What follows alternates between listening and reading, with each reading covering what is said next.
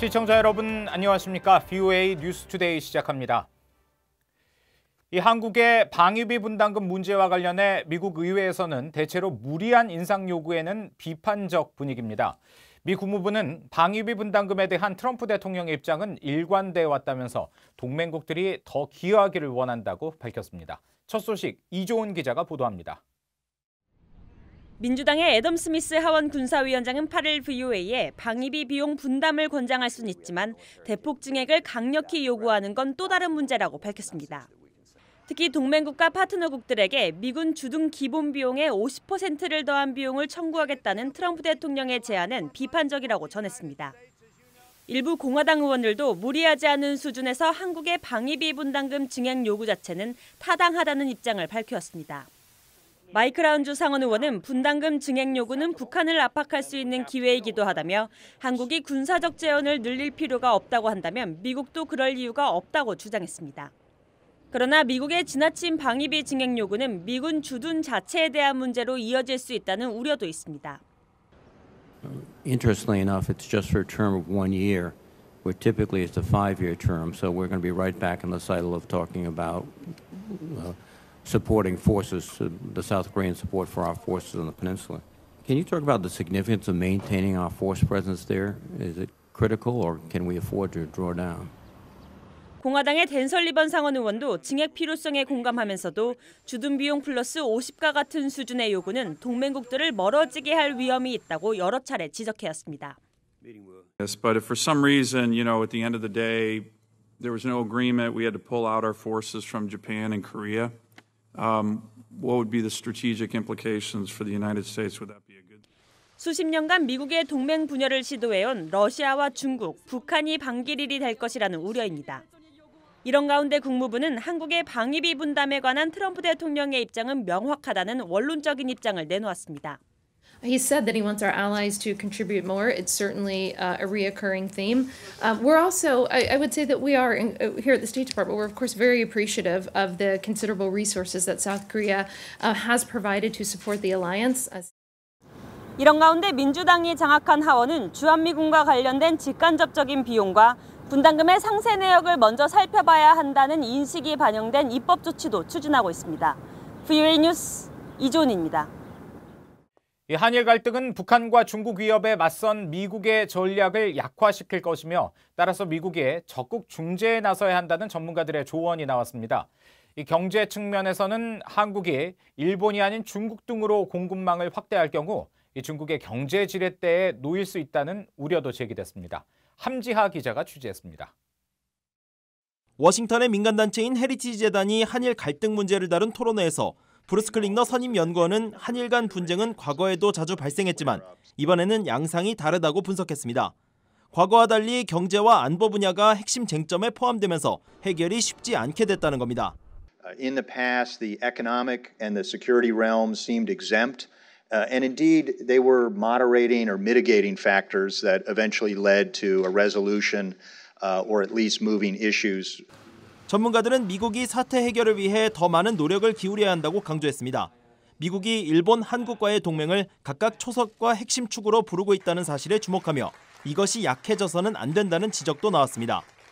If the cornerstone and the linchpin of your strategy are weakened, then your objectives are going to be harder to obtain. It just follows logically. 크로닌 석좌는 이어 북한과 중국의 도전에 공동으로 대응하기 위해 세 나라의 협력이 중요하다고 밝혔습니다. 미한일 3국 관계는 미국의 중요한 자산이란 설명도 나왔습니다. There may be some structural and foundational problems with it, but it's still a valuable part of your estate. 헤리티지 재단은 이날 발표한 보고서를 통해 한국이 일본의 경제적 공급망을 중국과 러시아로 분산시킬 가능성에 대해 우려했습니다. 이럴 경우 한국은 중국의 경제적 지렛대에 놓일 수 있다며 사드 배치 당시 한국에 대한 중국의 경제 제재 사례를 적시했습니다. 또 트럼프 대통령은 개인적으로 한국, 일본 정상에게 상황을 악화시키지 말도록 충고하고 한일 군사정보보호협정의 중요성도 강조하는 등 미국의 적극적 중재 역할이 필요하다고 조언했습니다. VOA 뉴스 함지아입니다. 이고리 모르글로프 러시아 외무차관이 북러 정상회담 개최를 논의하기 위해 다음 주 평양을 방문한다고 일본 언론이 보도했습니다.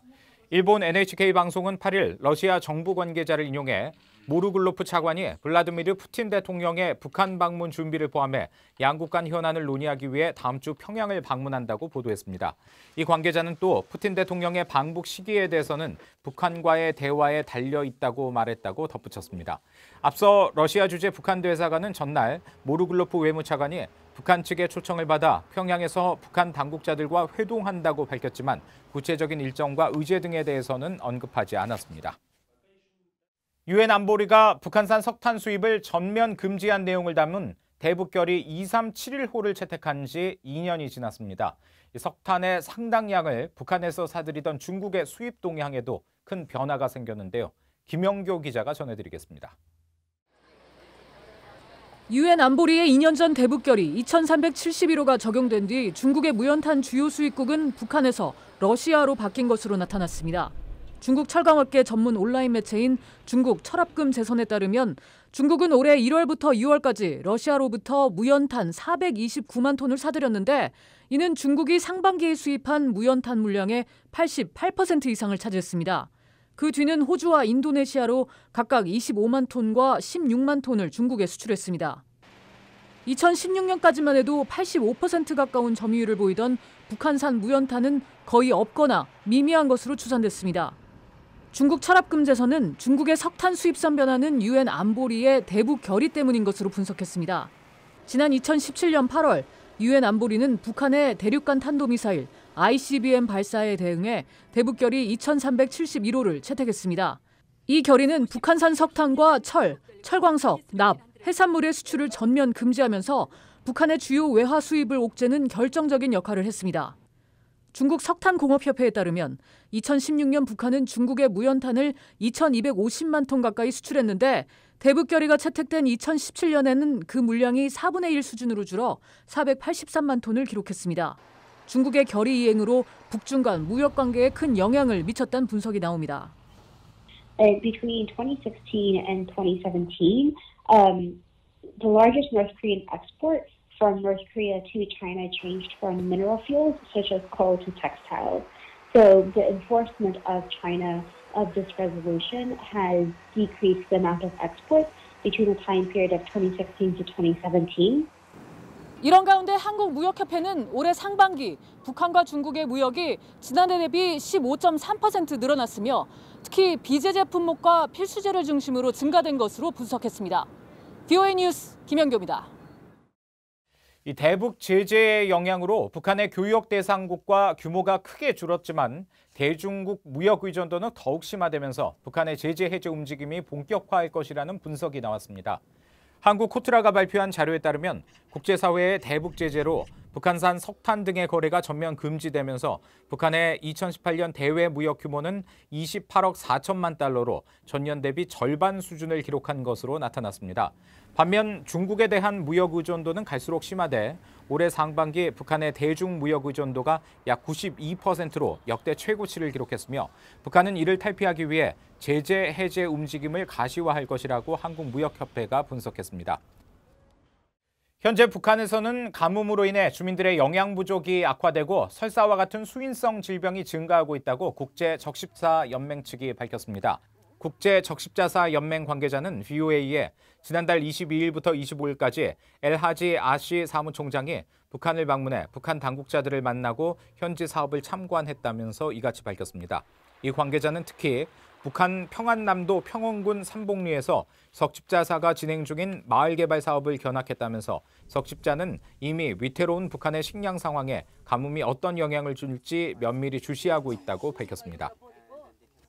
탈북민 출신 북한 인권 활동가들이 북한 주민들을 돕는 일을 결코 멈추지 않을 것이며 외부에서 인권 유린 문제를 계속 제기하면 북한 정부도 이를 무시할 수 없을 것이라고 국제인권단체에 밝혔습니다. 국제인권단체인 앰네스티 인터내셔널은 8일 탈북민 출신 북한 인권 활동가 지초로 씨와 김건우 씨를 소개하는 글을 자체 홈페이지에 싣고 이들의 북한 인권 활동을 조명했습니다.